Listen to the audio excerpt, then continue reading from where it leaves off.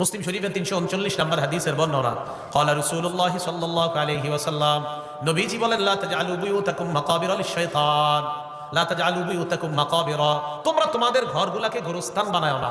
ফাইন্না শাইতানা ইয়ানফিরু মিনাল বাইতিল্লাযী তুকরাউ ফীহি সূরাতুল বাকারা, যেই ঘরে সূরা বাকারা তেলাওয়াত করা হয় ওই ঘর থেকে শয়তান পালিয়ে যায়।